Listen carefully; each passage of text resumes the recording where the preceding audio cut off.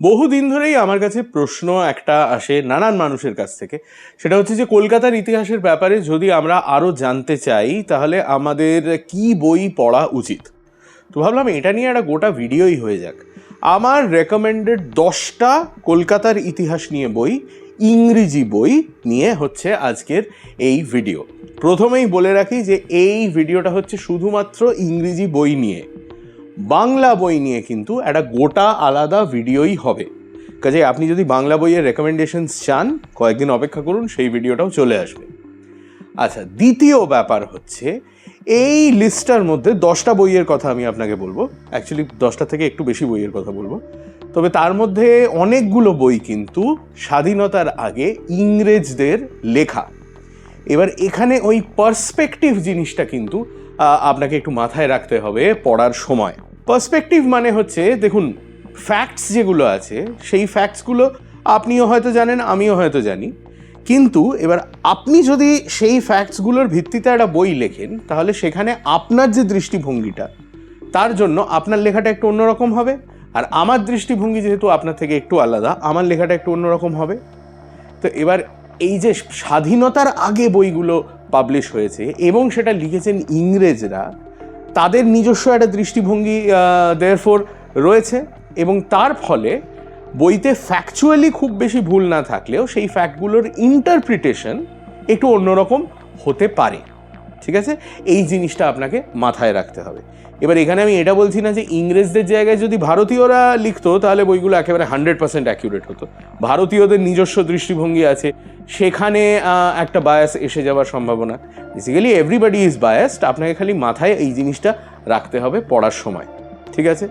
আচ্ছা, আর একটা কথা যেটা বলে রাখি সেটা হচ্ছে যে যদিও ওই 10-12টা বই নিয়ে আলোচনা হবে এবং আমি 1, 2, 3, 4 করেই যাব, this is not a countdown. মানে 1 নম্বরে যে বইটা রয়েছে সেটা 7 নম্বরের বইটার থেকে অনেক বেশি ভালো, এরকম কিছু আমি বলার চেষ্টা করছি না। ঠিক আছে, হলো, শুরু করা যাক তাহলে কলকাতার ইতিহাস নিয়ে সেরা 10টি বই ইংরেজিতে। নমস্কার, আমি Deep and welcome to Half Pant history.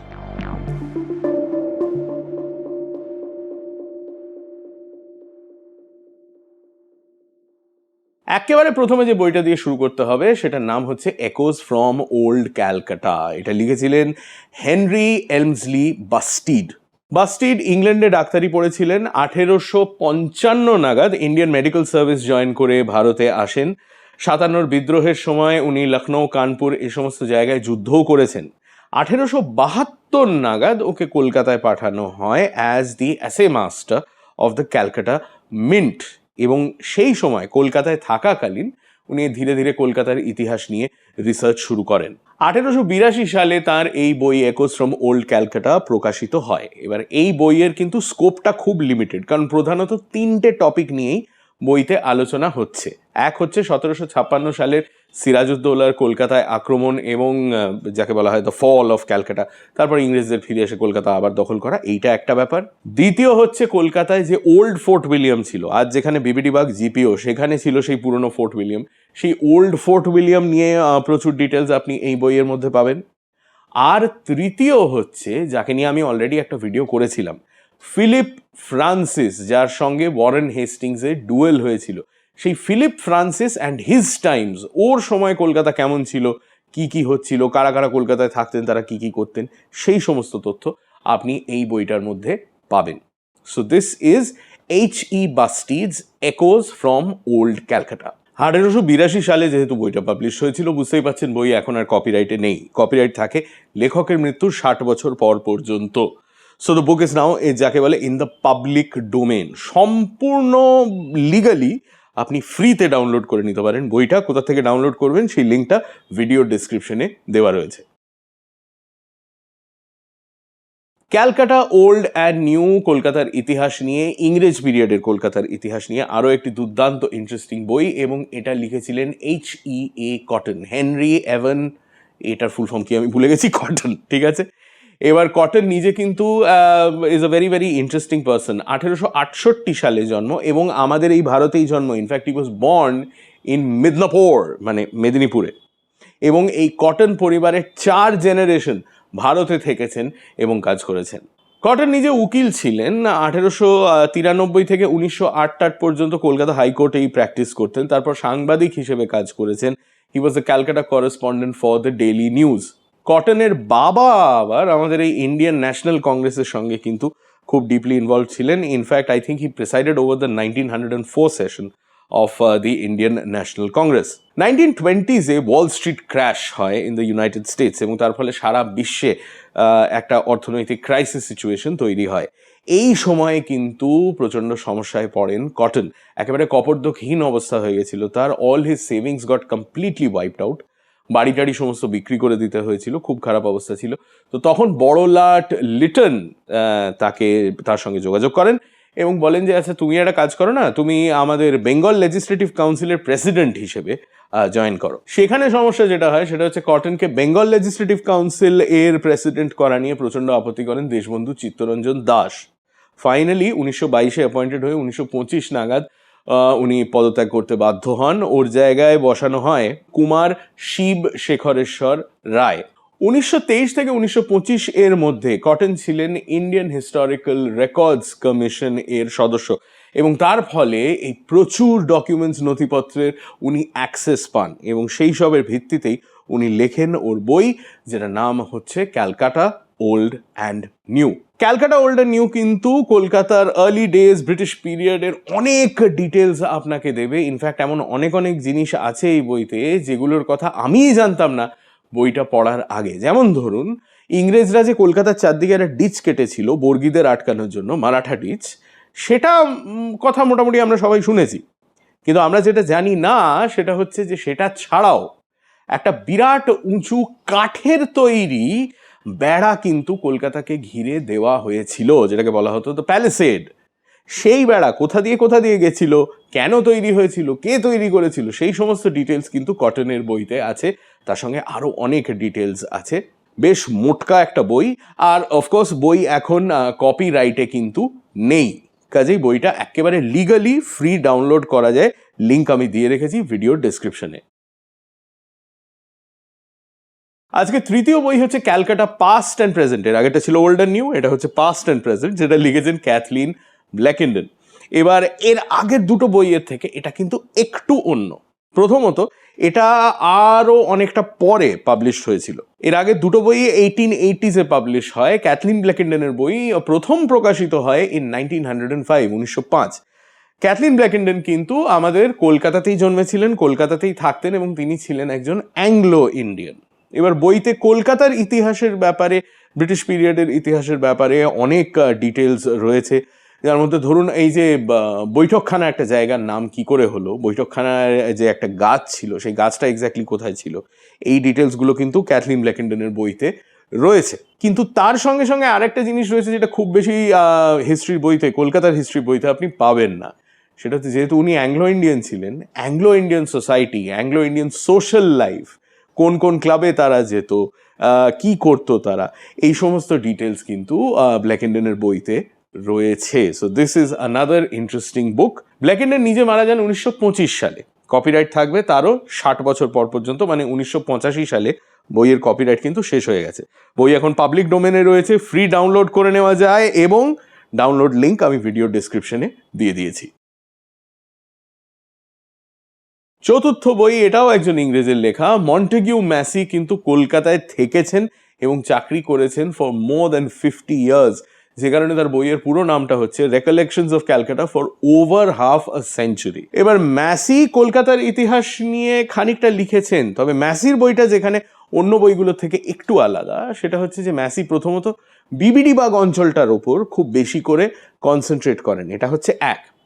দ্বিতীয় হচ্ছে, এই যে ধরনের প্রশ্নগুলো আমার মতো যারা ভিডিও বানায়, ব্লগ লেখে, তাদের মাথায় থাকে, সেই সমস্ত প্রশ্নের উত্তর খুঁজতে হলে ম্যাসি ইজ ভেরি ইউজফুল। যেমন ধরুন, অমুক একটা ইন্স্যুরেন্স কোম্পানি, আজ আমরা দেখতে পাচ্ছি তার একটা বিশাল বড় হেড অফিস রয়েছে ডালহাউসির কোথাও একটা, কিন্তু এই কোম্পানিটা শুরু কিভাবে হলো, এখানে এই বিল্ডিংটা তৈরি হওয়ার আগে এখানে কি ছিল, এই ধরনের ডিটেলস যদি আপনি চান, Montague Massey is very very good for that.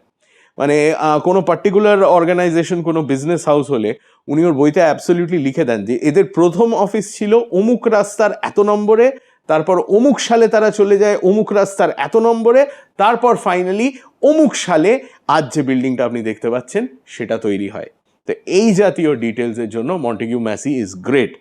Again, বইয়ের কপিরাইট বহু বছর আগেই শেষ হয়ে গেছে।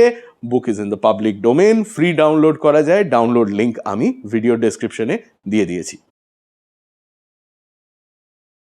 হ্যাঁ, এই বইটা কিন্তু শুধুমাত্র কলকাতার ব্যাপারে নয়, তবে কলকাতার ইতিহাস বুঝতে গেলে এই বইটা, ইনফ্যাক্ট এই বইগুলো, এটা 3টে বইয়ের একটা সেট, এটা কিন্তু আপনাকে পড়তেই হবে, এবং আর যে কোনো বইয়ের থেকে এটা অনেকটাই আলাদা। স্যামুয়েল চার্লস হিলেরও কিন্তু জন্ম হয়েছিল ভারতবর্ষে, ইনফ্যাক্ট ওর জন্ম হয়েছিল বহরমপুরে। উনি ইন্ডিয়ান এডুকেশন সার্ভিসে চাকরি করতেন বহু বছর, ঢাকা কলেজে পড়িয়েছেন এক সময়। কিন্তু সব থেকে ইম্পর্টেন্ট যেটা, সেটা হচ্ছে আমাদের কলকাতার এখন যেটা ন্যাশনাল লাইব্রেরি, সেটা তো আগে ইম্পিরিয়াল লাইব্রেরি ছিল। সেই ইম্পিরিয়াল লাইব্রেরির ইম্পিরিয়াল রেকর্ডস ডিপার্টমেন্টের ইনচার্জ ছিলেন উনি আনটিল 1912, যে কারণে সমস্ত সরকারি নথির ওর একেবারে ওপেন অ্যাক্সেস ছিল, এবং সেইগুলোর ভিত্তিতেই উনি লেখেন এই বই। আমাদের বেঙ্গলের ইতিহাসে এই 1756-57 হচ্ছে সম্ভবত সব থেকে ইম্পর্টেন্ট 2 ইয়ার পিরিয়ড। প্রচণ্ড ইন্টারেস্টিং একটা পিরিয়ড, কারণ ভয়ঙ্কর ভয়ঙ্কর সমস্ত জিনিস হচ্ছে। একদিকে সিরাজউদ্দৌলা আর ইস্ট ইন্ডিয়া কোম্পানির সঙ্গে ঝামেলা হচ্ছে, যুদ্ধ হচ্ছে, পলাশি হচ্ছে, ইত্যাদি ইত্যাদি হচ্ছে। ওদিকে আবার মুর্শিদাবাদে নানান রকমের ষড়যন্ত্র চলছে, সিরাজকে সরিয়ে দিয়ে অন্য লোকে নবাব হতে চায়, তাদের এক প্রস্ত ষড়যন্ত্র চলছে। তাদের সঙ্গে ইস্ট ইন্ডিয়া কোম্পানির একটা লিঙ্ক, ইস্ট ইন্ডিয়া কোম্পানি লোকাল পলিটিক্সে ইন্টারফিয়ার করার চেষ্টা করছে। মানে একেবারে গেম অফ থ্রোনসের থেকে কোনো অংশে কম নয় আর কি। আর এই হিস্টোরিক্যাল পিরিয়ডটার ব্যাপারেই হচ্ছে এই 3টি বই। এবার 3টে ভলিউমে বই কেন? ফার্স্ট ভলিউমটা হচ্ছে হিল লিখেছেন নর্মাল একটা বইয়ের মতো করে, যে এটা হলো, তারপর এটা হলো, তারপর অমুক এটা বললেন, তারপর এটা হলো, এইভাবে ঘটনাগুলো সাজিয়ে লিখেছেন। তারপরের যে 2টো পার্ট আছে, সেই 2টো পার্ট কিন্তু হিল লিখছেন না। সেই 2টো পার্ট হচ্ছে, ওই যে বলেছিলাম ইম্পিরিয়াল রেকর্ডস অফিসের উনি চেয়ারম্যান ছিলেন, সেই ইম্পিরিয়াল রেকর্ডস থেকে এই 2 বছর পিরিয়ডের যাবতীয় সমস্ত নথিপত্র উনি বইয়ের মধ্যে রিপ্রোডিউস করে দিয়েছেন। ফলে রবার্ট ক্লাইভ যখন বেঙ্গলে এলেন, তখন উনি সিরাজউদ্দৌলাকে চিঠি লিখে কি বললেন, সিরাজউদ্দৌলা তার উত্তরে কি বললেন, ইস্ট ইন্ডিয়া কোম্পানি আর বাংলার নবাবের মধ্যে যে চুক্তি হলো, সেই চুক্তিতে এক্স্যাক্টলি কি কি লেখা ছিল, এই সমস্ত ডিটেলস আপনি কিন্তু এই 3টে বইয়ের মধ্যে, বিশেষ করে ভলিউম 2 আর ভলিউম 3 এর মধ্যে পেয়ে যাবেন। কলকাতা আজ এরকম কেন সেটা যদি বুঝতে চান, ইস্ট ইন্ডিয়া কোম্পানির আর্লি ডেজের কথা যদি বুঝতে চান, তাহলে বেঙ্গল 1756-57 আপনাকে পড়তেই হবে। আগেন, বই কপিরাইটে নেই, ডাউনলোড লিঙ্ক কিন্তু ভিডিও ডিসক্রিপশনে দেওয়া রয়েছে। এসসি হিলের মতোই CR উইলসন, চার্লস রবার্ট উইলসনও ছিলেন ইন্ডিয়ান এডুকেশন সার্ভিস এর একজন এমপ্লয়ি। মানে সেভাবে উনি ওর ক্যারিয়ার শুরু করেন। একাধিক কলেজে পড়িয়েছেন, ঢাকা কলেজে পড়িয়েছেন, প্রেসিডেন্সি কলেজে পড়িয়েছেন, পাটনার বাঙ্কিপুর কলেজে পড়িয়েছেন। কিন্তু তারপর 1900 সাল থেকে he was made the officer in charge of the government of India's department of records. তার মানে আপনি বুঝতেই পাচ্ছেন, প্রচুর অফিসিয়াল নথি, পুরনো সমস্ত নথিপত্রের উনি অ্যাক্সেস পাচ্ছেন। আর তার ভিত্তিতে লেখা ওর এই বই, old fort William in Bengal, আমাদের কলকাতার ব্রিটিশ পিরিয়ডের হিস্ট্রির একটা খুব ইম্পর্ট্যান্ট জিনিস কিন্তু হচ্ছে বুঝতে গেলে, এটা যেটা জানতে হবে সেটা হচ্ছে আমাদের ওল্ড ফোর্ট উইলিয়াম। আজকে কলকাতায় যে ফোর্ট উইলিয়াম আছে, সেটা কলকাতার দ্বিতীয় ফোর্ট উইলিয়াম। কলকাতার প্রথম ফোর্ট উইলিয়াম ছিল বিবিডি বাগে। আজ যেখানে জিপিও রয়েছে, জিপিও থেকে ওদিকে ফেয়ারলি প্লেস রেলওয়ে অফিস, এই স্পেসটার মধ্যে পুরনো ফোর্ট উইলিয়াম ছিল। এবং 2 ভলিউমে উইলসন কিন্তু সমস্ত ডিটেলস দিয়েছেন, যে সেই ফোর্ট কেন তৈরি হয়েছে, কবে তৈরি হয়েছে, সেখানে কি কি হতো, ফোর্টের ভেতরে বাইরে কীরকম ব্যবস্থা ছিল, ইস্ট ইন্ডিয়া কোম্পানির ব্যবসা তখন কিভাবে চলতো, প্রচুর ডিটেলস আপনি পাবেন। এবং অফকোর্স অরিজিনাল নথিপত্র যেহেতু ওর অ্যাক্সেস ছিল, তার অনেক কিছুই উনি এই বইয়ের মধ্যে রিপ্রোডিউস করেছেন। Very very important book. And সব থেকে ভালো খবর যেটা, কপিরাইট নেই, ডাউনলোড করা যায়। ডাউনলোড লিঙ্ক আমি দিয়ে রেখেছি ভিডিও ডিসক্রিপশনে। ফাইনালি ইংরেজদের লেখা বইয়ের লিস্ট থেকে আমরা বেরিয়েছি। এবার বাঙালিদের লেখা কলকাতার ইতিহাস নিয়ে বই, কিন্তু ইংরেজিতেই লেখা। যার কথা হচ্ছে তিনি হচ্ছেন রণবীর রায়চৌধুরী, আর তার দুটো বই, ইনফ্যাক্ট এই দুটো বই প্রচণ্ড ইম্পর্ট্যান্ট দুটো বই, এবং আমার পড়তে তো খুব ভালো লেগেছিল।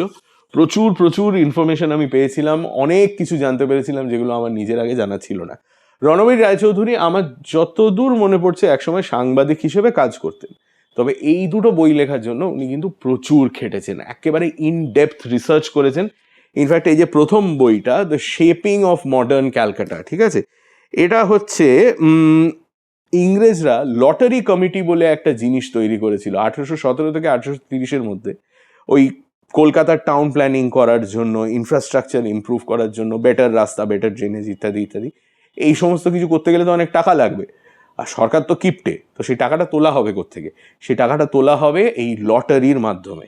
তো এই জন্য তৈরি করা হয়েছিল লটারি কমিশন, এবং সেই লটারি কমিশন কিভাবে কলকাতার পুরো ব্লুপ্রিন্টটাই পাল্টে দেয় সেই সমস্ত ডিটেলস রয়েছে এই বইটায়। আচ্ছা, অন্য যে বইটা আ city in the making, a city in the making হচ্ছে, উনি লিখছেন আসপেক্টস অফ ক্যালকাটাস আর্লি গ্রোথ, মানে একেবারে সেই যোগচার্ণক এসে পৌঁছলেন কি তার আরও আগে থেকে শুরু করে শহরটা কিভাবে ধীরে ধীরে বাড়ে সেই সমস্ত তথ্য আপনি পাবেন।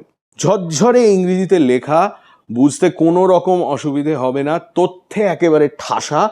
আর সব থেকে ইম্পর্টেন্ট যেটা, সেটা হচ্ছে রণবীর রায়চৌধুরী কিন্তু যা যা বইতে লিখেছেন, যা যা দাবি করেছেন, তার সমস্ত তথ্যসূত্র উনি দিয়ে রেখেছেন। দুটি বইয়েরই পাবলিশার হচ্ছে নিয়োগী বুকস, এবং দুটো বই অ্যামাজনে পাওয়া যায়। কোথা থেকে কিনবেন লিঙ্ক আমি দিয়ে রেখেছি ডিসক্রিপশনে। এই বইটার কথা তো আপনি যদি আমার রিলস ফলো করেন তাহলে আমাকে মাঝে মাঝেই বলতে শুনবেন। পি থাঙ্কাপ্পন নায়ার 1955 সালে কেরালা থেকে কলকাতায় চলে এসেছিলেন, এবং তারপরে এই শহরটা তার এত ভালো লেগে গেছিল যে তিনি এখানে সেটেলই করে গেলেন। থাকতেন ভবানীপুরের কাঁসারি পাড়ায়, আর সেখান থেকে হেঁটে হেঁটে যেতেন ন্যাশনাল লাইব্রেরিতে রিসার্চ করতে। For a period of about 50 years also উনি কলকাতা নিয়ে কিন্তু প্রচুর রিসার্চ করেন, এবং কলকাতার ইতিহাস নিয়ে প্রচুর বই উনি সংগ্রহ করেন, এবং প্রচুর বই নিজে লেখেন। তো এবার এই যে বইটা, বেশ মোটকা একটা বই দেখতেই পাচ্ছেন, এটা হচ্ছে হিস্ট্রি অফ ক্যালকাটা স্ট্রিটস, ঠিক আছে। নায়ারের লেখা যতগুলো বই আছে তার মধ্যে এই বইটা আমার মনে হয় সব থেকে সিগনিফিকেন্ট, আর সব থেকে কি বলা যায়, মানে কলকাতার রাস্তার নাম নিয়ে হচ্ছে সব থেকে ভালো বই।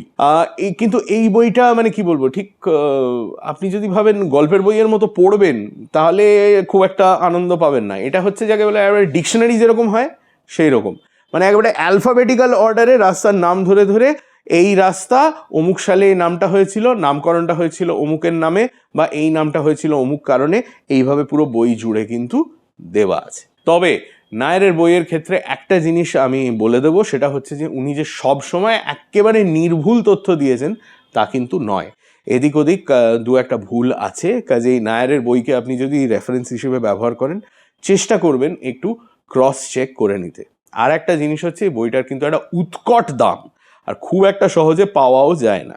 অনলাইন পাওয়া যায়, তার লিঙ্ক আমি ডেসক্রিপশনে দিয়ে রেখেছি।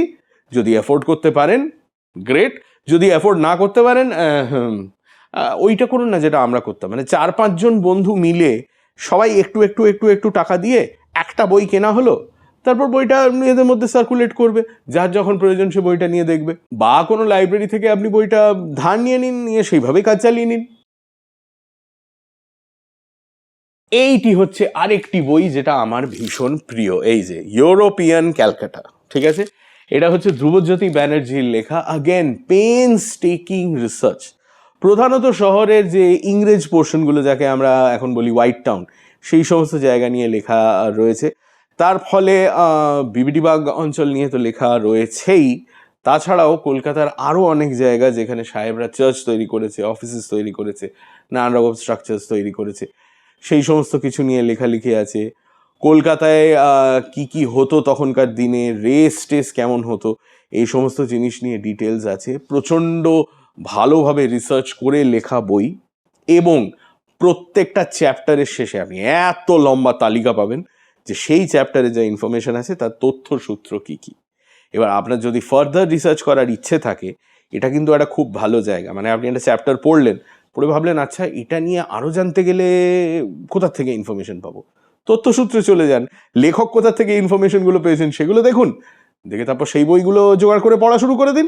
এই বইটাও কিন্তু পাবলিক ডোমেনে নেই, মানে এটা এখন কপিরাইটে আছে, তার ফলে বইটা ডাউনলোড করা যাবে না, বইটা কিনতে হবে। পারচেজ লিঙ্ক আমি কিন্তু ডেসক্রিপশনে দিয়ে রেখেছি। আজকে 10th অ্যান্ড ফাইনাল বুক ঠিক স্ট্রিক্টলি স্পিকিং ইতিহাসের বই নয়, এটা হচ্ছে যাকে বলা হয় ওয়াকিং গাইড। তবে এই বইটাকে আমি এই লিস্টে ইনক্লুড করেছি কারণ আমি যখন কলকাতা নিয়ে প্রথম ইন্টারেস্টেড হই, কলকাতা নিয়ে লেখাপড়া শুরু করি, ওই প্রথম যে 3-4টে বই আমি পড়েছিলাম কলকাতা নিয়ে, তার মধ্যে এইটা ছিল। কিথ হামফ্রি ইংরেজ, কলকাতায় বহুবার এসেছেন, অনেক বছর ধরে কলকাতায় থেকেছেন, এবং এই বইটা হচ্ছে বলছিলাম ওয়াকিং গাইড। তার এই বইতে আপনি যেটা পাবেন সেটা হচ্ছে, ধরুন আপনি একটা চ্যাপ্টার খুললেন, সেখানে পুরো উনি লাইন বাই লাইন লিখে দিয়েছেন আর কি, যে আচ্ছা আপনি অমুক জায়গা থেকে ওয়াকটা শুরু করবেন, অমুক অমুক অমুক রাস্তা দিয়ে যাবেন, এই রাস্তাটা দিয়ে এতখানি গেলে আপনি ডান দিকে এইটা দেখতে পাবেন, এরকমভাবে সমস্ত লেখা আছে। আমার তো প্রথমে পড়ে মনে হয়েছিল ভাই একটা রবিবার এই বইটা একটা ব্যাকপ্যাকে ঢুকিয়ে নিয়ে আমি চললাম, সাহেব যে রাস্তা লিখে দিয়েছেন সেই রাস্তা দিয়ে আমি হেঁটে হেঁটে দেখবো। In fact that's a very good way to start. হ্যাঁ, এখন তো এই ছবি তোলা ব্যাপারটা খুব পপুলার। আমরা 20 বছর আগে যখন ব্লগ টক লিখতাম তখন আমরা প্রচুর ওই ফটোগ্রাফি করতাম, কি ফটো ওয়াক হতো। তো সেই সমস্ত ফটো ওয়াক যদি আপনি করতে চান তার জন্য এই বইটা খুব ভালো। আর একটা জিনিস হচ্ছে যেটা এখন আমাদের সবাইকার ব্যস্ততার মধ্যে যেটা হয় সেটা হচ্ছে, দেখুন আপনি একটা জায়গায় থাকেন, ঠিক আছে, সেই জায়গাটা আপনি চেনেন, এবার তাছাড়া আর হয়তো 4-5টা জায়গা আছে যেখানে আপনাকে নিয়মিত যাতায়াত করতে হয়। আপনার যদি খুব কম বয়স হয় তাহলে হয়তো আপনি স্কুলে যাচ্ছেন, কি আপনি টিউশনে যাচ্ছেন, কি আপনি সাঁতার শিখতে যাচ্ছেন, কি আপনি ক্যারাটে শিখতে যাচ্ছেন, বা আপনার কোনো বন্ধুর বাড়ি যাচ্ছেন, এই কয়েকটা জায়গা আপনি চেনেন। যত আপনার বয়স বাড়বে আছে তার মধ্যে অফিস যাওয়াটা যোগ হবে, তার মধ্যে হয়তো একটু বারটারে গিয়ে শনিবার একটু বন্ধুদের সঙ্গে ড্রিঙ্কস ইত্যাদি সেটা হয়তো খানিকটা যোগ হবে। কিন্তু এর বাইরে, মানে আমাদের নিজেদের প্রয়োজনের বাইরে আমরা তো খুব একটা শহরের মধ্যে ফ্যাফা করে ঘুরে বেড়াই না, কেনই বা বেড়াবো? তার ফলে যেটা হয় সেটা হচ্ছে শহর সম্বন্ধে অ্যাওয়ারনেসটা কিন্তু আমাদের খুব একটা তৈরি হয় না। এবার এই ধরনের বই, এই ওয়াকিং ক্যালকাটা, কিথ হামফ্রি, এই ধরনের বই পড়ে, বইতে যেভাবে লেখা আছে সেভাবে যদি আপনি ঘোরেন, কলকাতা সম্বন্ধে অ্যাওয়ারনেস, কিউরিওসিটি, এগুলো কিন্তু প্রচুর পরিমাণে আপনার মধ্যে তৈরি হবে। কাজেই এই বইটা তো আমি 100% রেকমেন্ড করব। স্ট্রিক্টলি স্পিকিং হিস্ট্রির বই না হলেও দিস ইজ অ্যান এসেনশিয়াল বুক। কলকাতা যারা এক্সপ্লোর করতে চান, কলকাতা সম্বন্ধে আরও জানতে চান, বুঝতে চান, তাদের জন্য this is an essential book. Again এই বইটা কিন্তু পাবলিক ডোমেনে নেই, মানে এটা কিনতে হবে। পারচেজ লিঙ্ক আমি দিয়ে রেখেছি ভিডিও ডিসক্রিপশনে। বইটা দুটো ফরম্যাটে পাওয়া যায়, আপনি একেবারে প্রিন্টেড বই কিনতে পারেন বা আপনি আমার মতো করতে পারেন। আমার কাছে বইটা ছিল কিন্ডলে, কিন্ডলের লিঙ্কটাও আপনি ওখানেই পেয়ে যাবেন। তো এই ছিল কলকাতার ইতিহাস নিয়ে আমার রেকমেন্ডেড 10টা, না 10টা থেকে বোধহয় একটু বেশি বই, যাই হোক, ঠিক আছে। এবারে এর বাইরে কি কলকাতা নিয়ে ভালো কোনো ইতিহাসের বই নেই? ডেফিনেটলি আছে। তবে আপনি যদি আমায় শুধু 10টা সিলেক্ট করতে বলেন তাহলে আমি প্রথমে এই 10টার কথাই বলবো। আবার বলে রাখি যে এই সবকটাই হচ্ছে ইংরেজি বই, কারণ এই গোটা ভিডিওটাই হচ্ছে ইংরেজি বই নিয়ে। কলকাতার ইতিহাস সম্বন্ধে বাংলা বই নিয়ে আপনি যদি জানতে চান সেটার ব্যাপারে একটা গোটা আলাদা ভিডিও হবে, সেটার জন্য অপেক্ষা করুন। আর অপেক্ষা করতে করতে ইনস্টাগ্রামে ফলো করুন আর ইউটিউবে সাবস্ক্রাইব করুন টু হাফ প্যান্ট হিস্ট্রি। আমি দীপ, সামনের শনিবার আবার দেখা হবে। নমস্কার।